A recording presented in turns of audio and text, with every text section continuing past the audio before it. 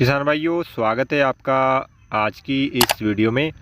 तो आज की इस वीडियो में किसान भाइयों हम बात करेंगे कि आपने गन्ने की जो फसल में पहली जो खाद है वो कब देनी है और पहली खाद में आपने जो है किन किन खादों का इस्तेमाल करना है ताकि आपके गन्ने की एक तो ग्रोथ अच्छी चल सके, इसके अलावा आपके गन्ने में ज़्यादा से ज़्यादा आपको फुटाव देखने को मिल सके, यानी उसमें ज़्यादा से ज़्यादा जो है टिलरिंग हो, उसमें ब्यात अच्छा हो।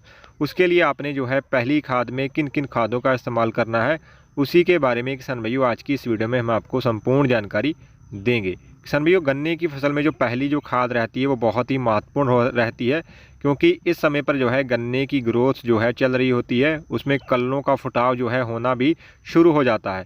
तो किसान भाई, पहली जो खाद आपने देनी है वो लगभग तब देनी है जब आपका गन्ना जो है 40 से 45 दिन का हो जाए, या फिर आप जब पहला पानी अपने गन्ने की फसल में दें उस समय पर जो है आप पहली खाद किसान भाइयों दे सकते हैं।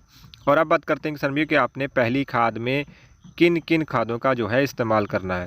तो किसान भाइयों, आपने जो है जिन खादों का इस्तेमाल करना है उसमें किसान भाइयों सबसे पहले आपने लेनी है यूरिया।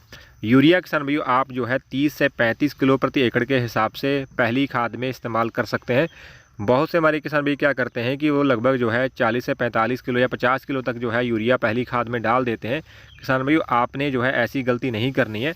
पहली खाद में जो है आपने मात्र 30 से 35 किलो ही यूरिया का इस्तेमाल करना है, क्योंकि उस समय पर जो है आपकी फसल जो है गन्ने की वो छोटी होती है, उसको बहुत ज़्यादा नाइट्रोजन की ज़रूरत नहीं होती है। तो इसलिए आपने लगभग 30 से 35 किलो ही यूरिया का इस्तेमाल करना है। और इसके अलावा किसान भाइयों, आपने जो दूसरी खाद का इस्तेमाल करना है वो किसी ऐसी खाद का इस्तेमाल करना है जिससे आपके गन्ने की फसल में ज़्यादा से ज़्यादा कल्लों का फुटाव हो, उसमें जो है ज़्यादा से ज़्यादा टिलर्स जो हैं आपको देखने को मिल सके।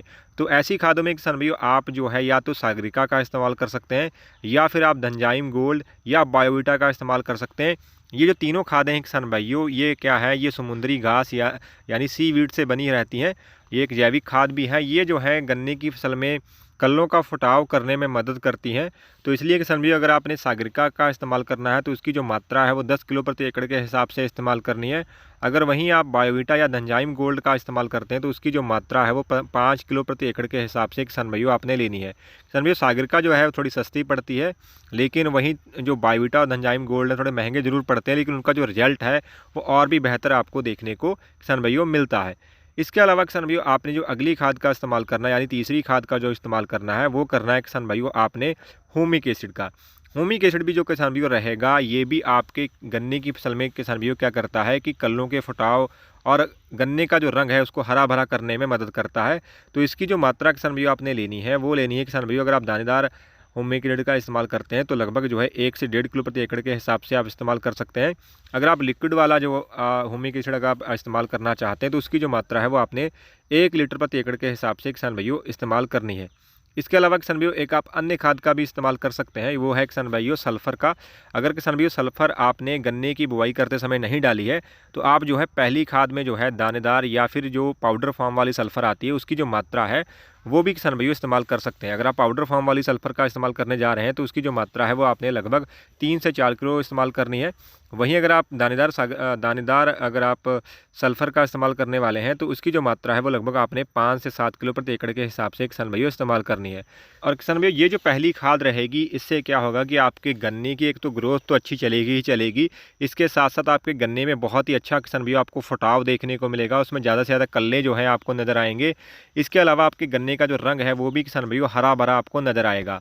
इन खादों के अलावा किसान भाइयों आपने एक ज़रूरी बात का जो ध्यान रखना है वो किसान भाइयों वो ये है कि आपके गन्ने की फसल की आपने जो है समय समय पर निराई और गुड़ाई करते रहना है, यानी उसमें अनावश्यक जो है घास जो है वो नहीं रहने देनी है। क्योंकि अगर आपके गन्ने की फसल में किसान भाइयों घास अगर ज़्यादा रहेगी तो उससे क्या होगा कि आपके गन्ने की फसल जो है उसमें फुटाव कम होगा और आपके गन्ने की जो ग्रोथ है किसान भाइयों वो भी प्रभावित होगी। क्योंकि घास जो है वो बहुत ही ज़्यादा जो है उर्वरक जो है जो आप डालेंगे, जो भी खाद देते हैं गन्ने की फसल में, वो खींच लेते हैं। इसके अलावा उनके फुटाव और गन्ने की ग्रोथ पर भी विपरीत प्रभाव जो है घास जो है वो डालती है। तो इसलिए आपने निराई गुड़ाई पर जो है विशेष ध्यान देना है। समय समय पर विषय जो है आपने निराई गुड़ाई जो है अपने गन्ने की फसल में किसान भाइयों करती रहनी है। तो किसान भाई, ये थी कुछ सामान्य जानकारी, आशा करते हैं आपको अच्छी लगी होगी। अगर अच्छी लगी है तो वीडियो करिएगा लाइक, चैनल पर नए हैं तो चैनल को भी करिएगा सब्सक्राइब। धन्यवाद किसान भाइयों।